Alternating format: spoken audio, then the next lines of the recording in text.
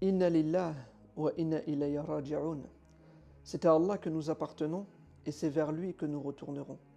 Qu'Allah subhanahu wa ta'ala fasse miséricorde à notre petite sœur Camélia, âgée seulement de 17 ans, qui s'est suicidée. Et pourquoi elle s'est suicidée? Parce que notre petite sœur, elle se faisait harceler à son école.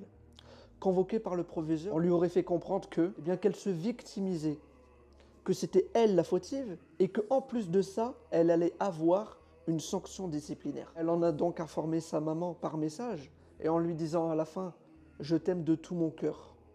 Je suis en cours, je t'appelle plus tard. » Quelques minutes plus tard, elle a envoyé un dernier message à sa maman en lui disant « Je t'aime et sache que tu es la meilleure maman du monde. » Et par la suite, elle s'est allongée sur des rails de train et vous connaissez la suite. Et tout ça, vous savez, c'est le fruit de quoi? Eh bien, c'est le fruit du harcèlement scolaire, qui comprend, eh bien, les moqueries, les insultes, l'humiliation, le racket, la violence. Le prophète Mohammed nous enseigne dans un hadith que le musulman est celui dont les autres sont à l'abri de sa langue et de ses mains. Donc nous, en tant que musulmans, on doit faire super attention à comment on parle aux gens, à comment on se comporte avec eux.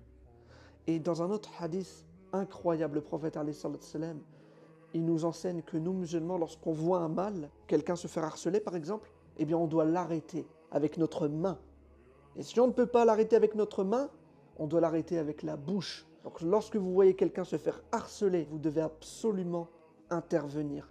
Et si vous n'intervenez pas, eh bien sachez que s'il lui arrive quelque chose à cette personne, eh bien vous devrez en rendre compte devant Allah. Et en plus de ça, eh bien vous aurez ça sur votre conscience jusqu'à la fin de votre vie. Donc faisons super attention, que ce soit à l'école, que ce soit au travail, que ce soit sur les réseaux sociaux, à bien prendre soin des gens qui sont victimes d'harcèlement.